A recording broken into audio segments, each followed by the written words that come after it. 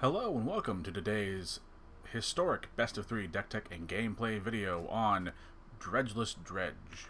Now, this is admittedly a list that you've probably already seen several content creators do. This is just my own version that I've also been working on. Although, in fairness, I originally saw this in an old Tolarian Community College video about like a Pioneer deck, I think. And I knew that I wanted to make this an historic at some point, and I've just been waiting for like the best time for it to like happen. And we've finally gotten to where this deck is like so goddamn mean. Now, mine is just blue and black. I don't think that diluting it with a third color really brings much of anything. But the basic core of the deck is that we want to mill cards in from our graveyard, from our library to our graveyard, with countless styles of effects, from Stitcher Suppliers and Otherworldly Gazes to Glimpse the Unthinkable. Now, the reason why we want to do that is we want creatures to basically go to our graveyard for a variety of reasons. Bloodghast, once in the graveyard, if we play a land, comes back, applies pressure. Narcomoeba, if it's put in from the graveyard to the library directly, we just get a free 1/1 attached to any of our particular mill effects. Amalgam comes in when another creature comes in, and Silver Smoke Ghoul comes in when we gain 3 or more life. Which leads us to the last piece we want to mill from our library to our graveyard in Creeping Chill. Creeping Chill, basically, when either cast or put from graveyard to library directly, it deals 3 damage to an opponent and we gain 3 life, thus triggering the Silver Smoked Ghoul, and then also Prized Amalgam, as well as just being damaged to our opponent. And this deck is like very, it's actually pretty goddamn honed, and it does this one really aggressive play or angle really well in game 1. Now, the lands are pretty self-explanatory. Since we are an aggressive deck, we want to come into play untapped early and often. Watery Graves, fast lands, and pathways, I think, are the best form, or the best combo to achieve that really fast, hit the ground early mana base in the format right now. Of course, adjust to your relative colors, but in our case, of course, they're blue and black. Running a couple of the channel lands, since we don't have a whole lot of interaction besides like Raven forms in the main deck. So, Otawara gives us that ability. And our Abandoned Mire here, whose name I'm not even going to try and pronounce, even with a bit of Japanese I know, is also another way to mill, get a bit of recursion, all that stuff. We are also running the full 8 copies of our respective deserts. The deserts can be, or the blue deserts, the rivulet, or whatever, can be mill for ourselves, or the Deadlands can be basically a form of removal, air quotes, which again, doesn't seem that great, but where we need every little bit of these cards to do as much work as possible, and these weird desert inclusions are just ways to get additional utility out of our lands. And of course, a single Hall of the Storm Giant, so we have something to do if we flood, which is possible. Now, last thing I'm going to talk about is the weird, odd inclusion of Raven form. I know this card seems really weird, and over the last, I would say couple of weeks, but basically since the new Explorer and Historic Anthology dropped out, or came out, the One Ring has been absolutely fucking like spreading throughout the format.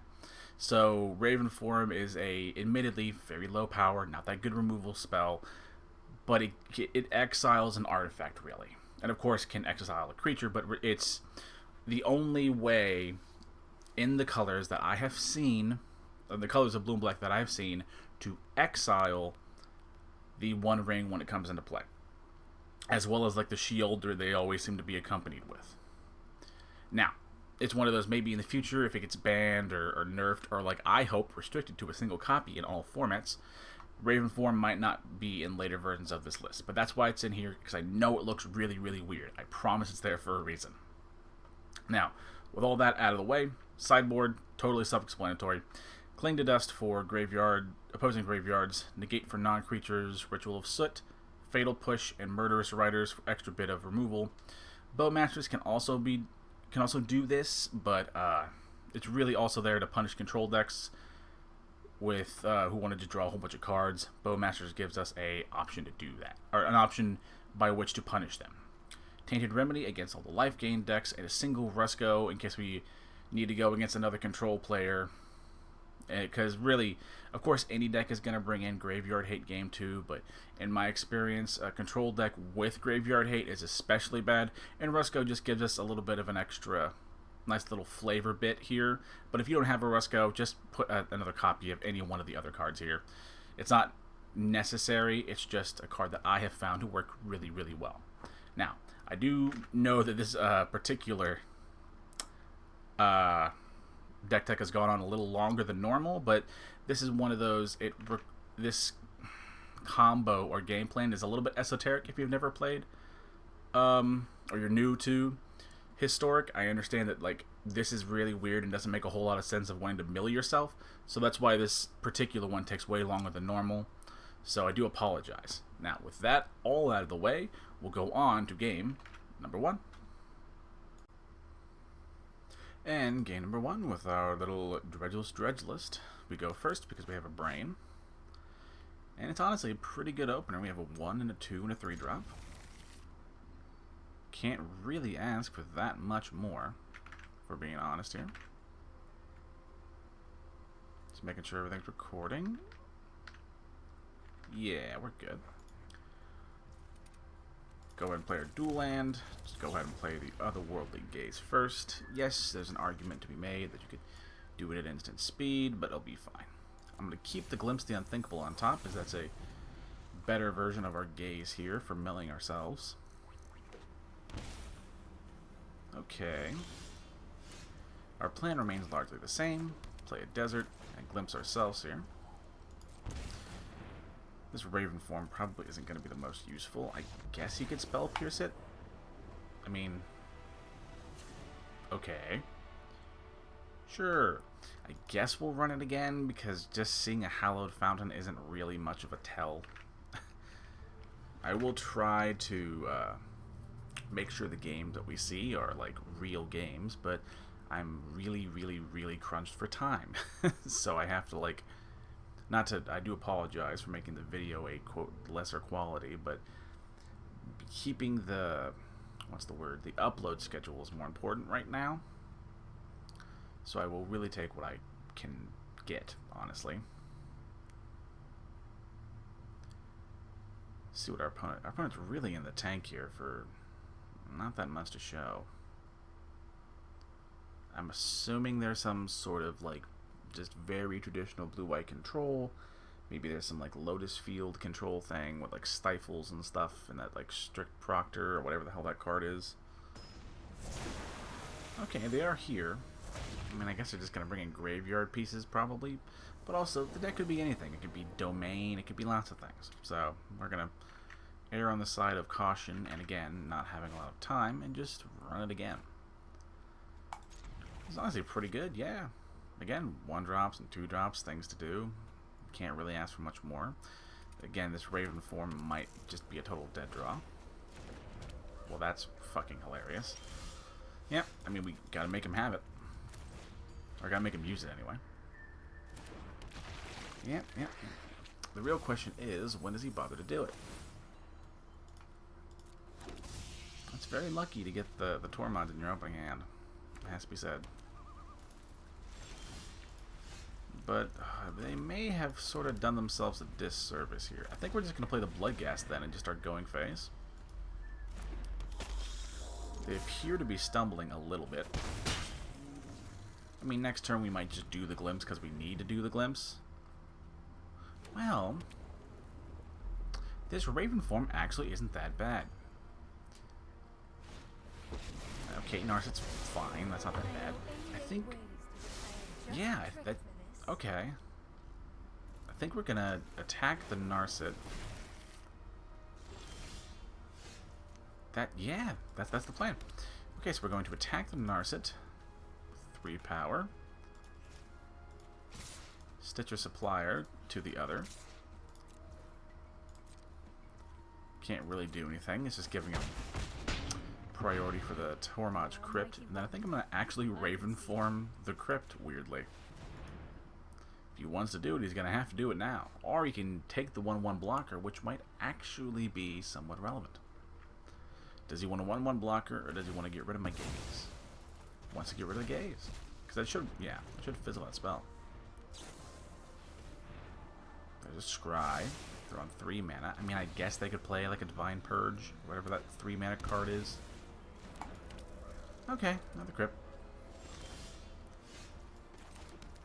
Yeah, and I think we're just going to largely ignore it and just keep bonking them in the head. This is one of those things that is nice that, like, I mean, if our opponent does, you know, draw the nuts, basically, and get, like, their answers. Oh, okay, that's fine. I mean, you can just beat him with creatures. I guess the question is, what does he block? Does he block the Bloodghast or the Stitcher Supply? If he blocks anything, I suppose is also a noteworthy thing. He does take that. We'll see if he goes ahead and cracks it immediately to get rid of the Bloodghast. He might not, to be fair. There's an argument for both. Another opt. So far we're out of sweeper territory, but even if he sweeps us, like we're kind of alright with that. It's like really not the worst thing. Hi, Caramel Honey. Hi, babe girl. Now is not the time. Though Dad loves you. I mean, they're not really fighting me that much, it has to be said. Of course, we'll see what he draws, and that'll inform our decisions here. Or pulls. No, cat. Nope. Okay, thank you for listening. Okay, we'll take that. As a sweet little cat bumps up against our mic. Go on, goofball. Up you go. I know this is not exactly the best game one, but as we did talk about, I am really, really, really time constrained. So I will make sure that the next game is a real game, however. With that out of the way, we will go on to said game number 2. And game number 2 with our little Dredgeless Dredge list. And this is a 1-lander, so it's going back. That's technically better.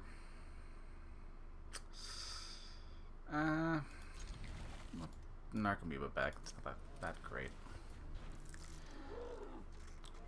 We have Watery Grave on turn 1, so there's that.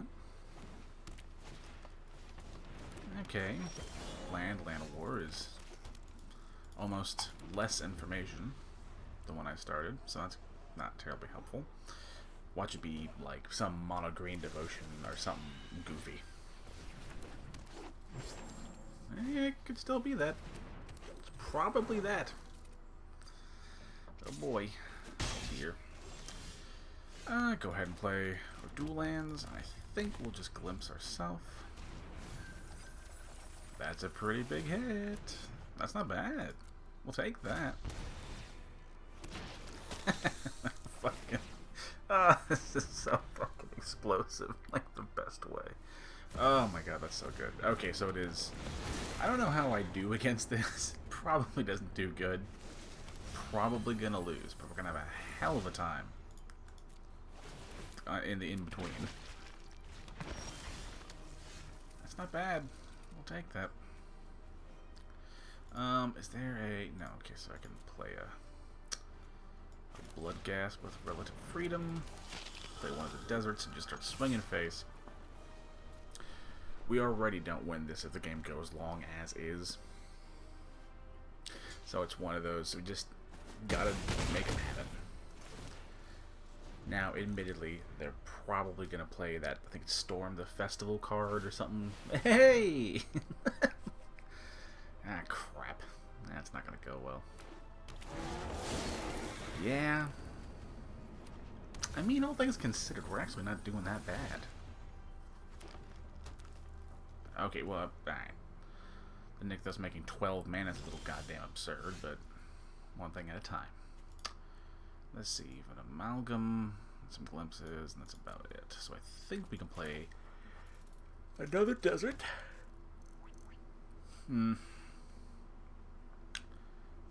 we'll just play some otherworldly gazes and just hope we hit. None of those are terribly useful. We're already in a bad spot anyway, so we're just gonna have to dig really deep and just hope we hit. Oh boy, that's a thing.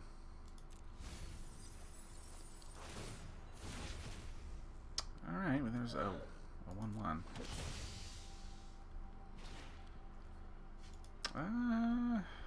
Let's see.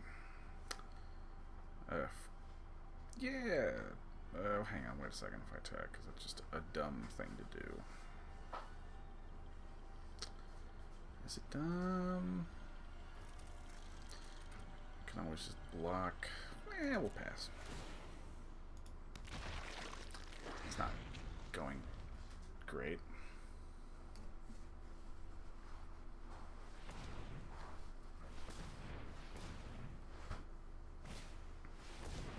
Okay, just another troll.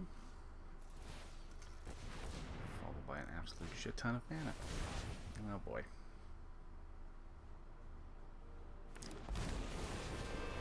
Okay. Okay, it's done. Okay. Let's just. Oh my god, that's absolutely goddamn brutal. I'm not certain what the hell we're gonna bring in against that list, though. I mean,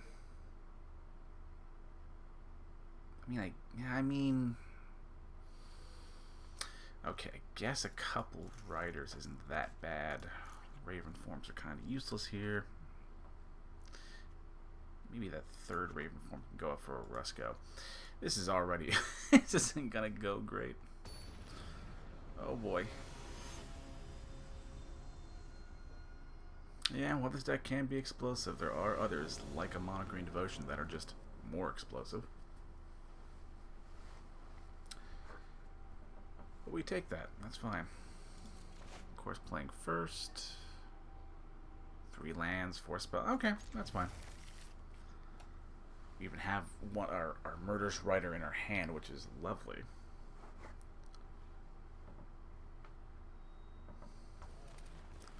Go ahead and play the Grave. Play the Gaze. And I think we're going to keep the Glimpse on top. That's a particularly important card in this list, so we enjoy getting it where we can. Probably play our Abandoned Mire here, just glimpse ourselves. Hopefully get a big hit. Okay, that's... wow. Well, okay, that's not that bad. It's not great, but there's a couple of Ghast in there. There's a Ghoul in there. Okay, okay. Invasion pick? What the fuck? Okay, ETB, look at the top 5. Permanent card in hand, rest at the bottom. I mean... oh, okay. I don't know if that's good in here, but sure. Oh, hang on, wait a second. We want to order this right, so we're going to gaze first. Although those are fine things to throw away. Getting a Narcomoeba, which will give us... or which then lets us play a land, getting some Bloodghast. It's not bad. We're in an okay spot. Oh, right, the green from the Haven, right. What's he gonna go with a Karn? He's netting a mana here. 3, 4, 5. Another invade. I mean, okay. He's not doing a whole lot, it has to be said. That's less good.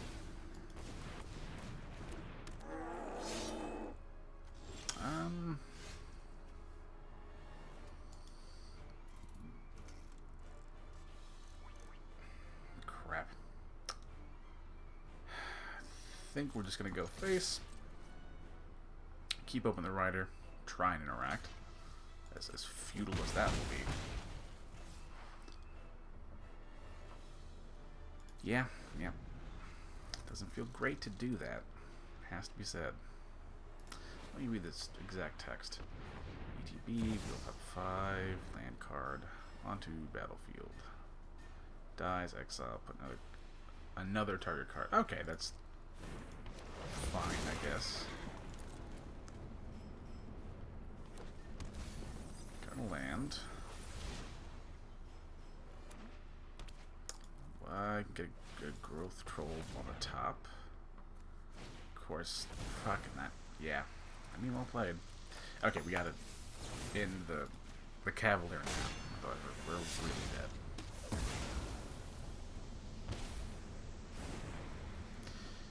Yeah. Yeah.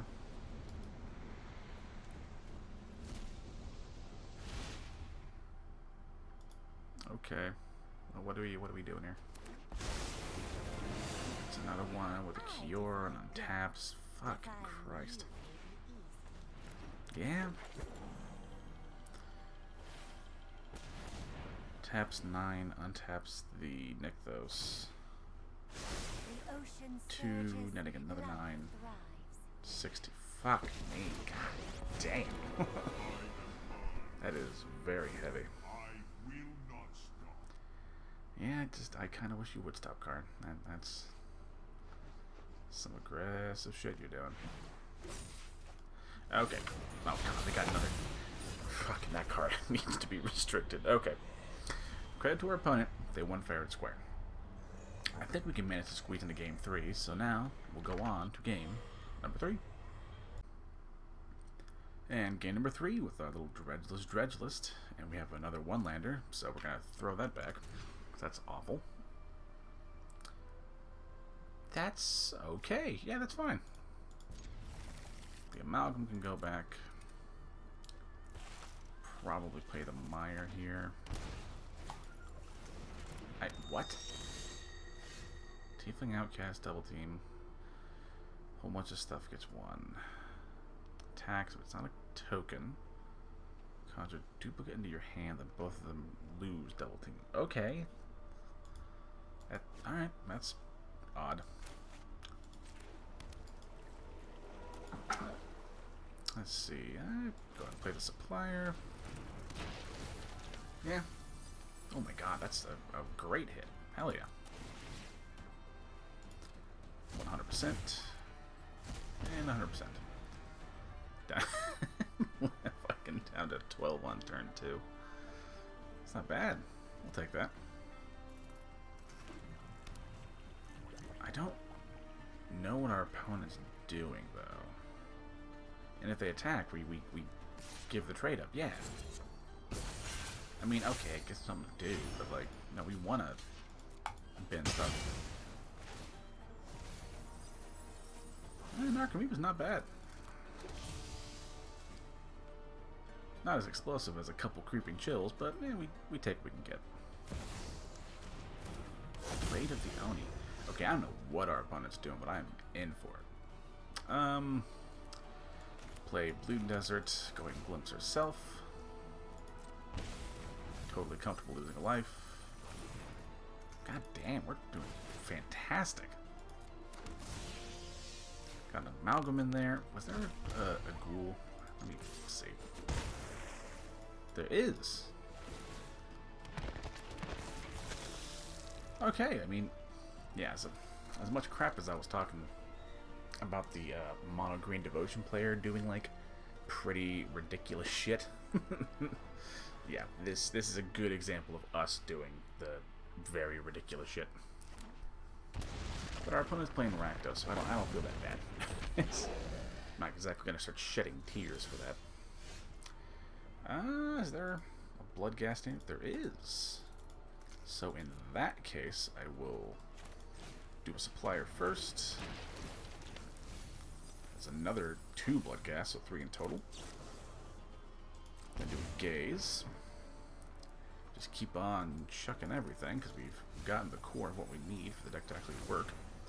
Playing the Black Desert, getting 3 blood gas, and killing our opponent.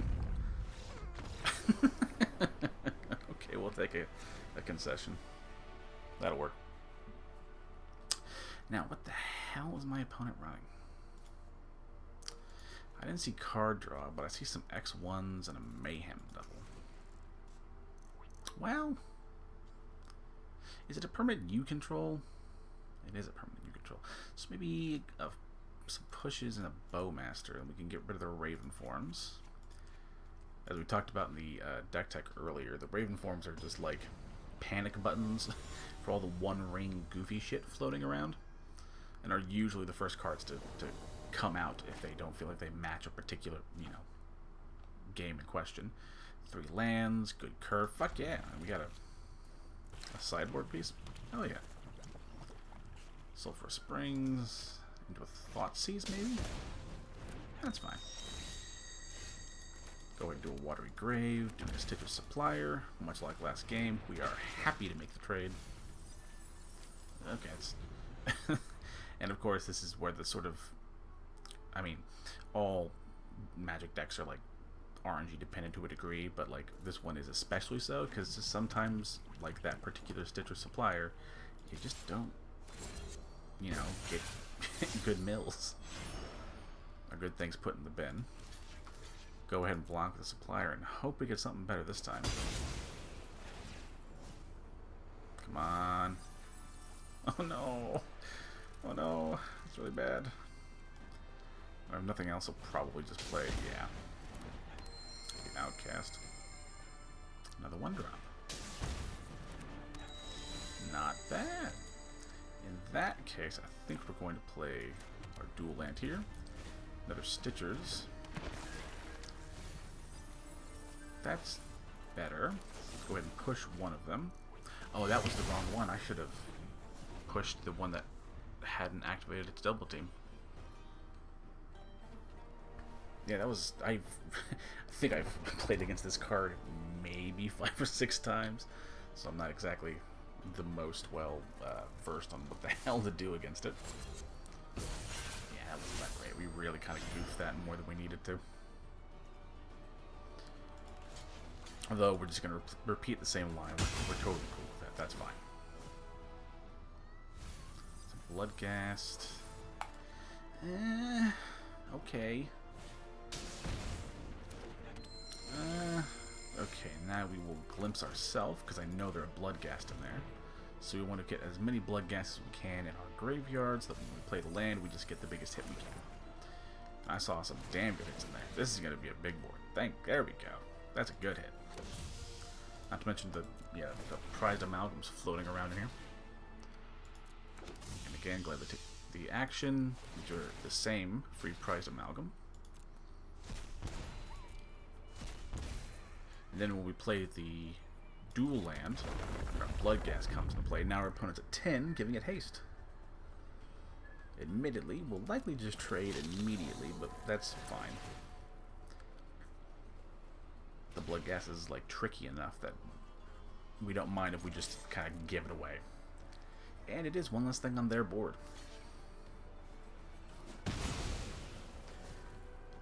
And here's a fuckload of fuckload of triggers. Oh, that's great.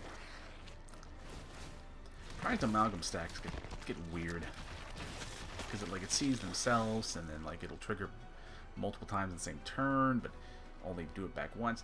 This is actually one of those weird moments where like paper cards are less complex than digital ones, but those are the minority and not the majority, if that makes sense. Okay, that's pretty fucking brutal. Oh yeah, but we had... Okay. Hang on, how do I want to do this? We're going to gaze first. That's fantastic. All 3 of those are amazing hits. Put on the battlefield. Get our amalgams back. Just gonna do a second gaze, survey or flashback back out. Oh man, I love this deck. It's so good. Admittedly, we're kind of the bad guy with this deck, but it's like fantastic every once in a while to play the bad guy. Ugh. This has been an absolutely fantastic deck, and I really recommend people at home try it if you're looking for like a very explosive deck that can get you like very, very good like results, and not only in terms of like, you know, climbing and doing quests, but as you can see, man, I got to Diamond 2 with this list, and I like don't enjoy climbing because decks get like less creative the higher you go, and like even with that, this deck is just, it's like I'm just like getting given wins, as you can see, every once in a while. With that out of the way, thank you all so much for watching. Don't forget to like the video if you liked it, to subscribe if you like my grab bag of content and would like to see more in the future. And if you have any sort of questions, what about X? If I don't have X, what about Y? Although, to be fair, this is a pretty tight list. You can fiddle with the mana base about a little bit. Yeah, that's probably where you're going to get the most wiggle room. Just play the lands that come into play untapped early on and you'll be fine. The rest of the list is pretty slim. You need most cards. You could argue that, you know, in the main board the Raven forms aren't necessary, but other than that, it's about as tuned as you're going to get. So, anywho, thank you all for watching, and I'll see you in the next video. Bye-bye.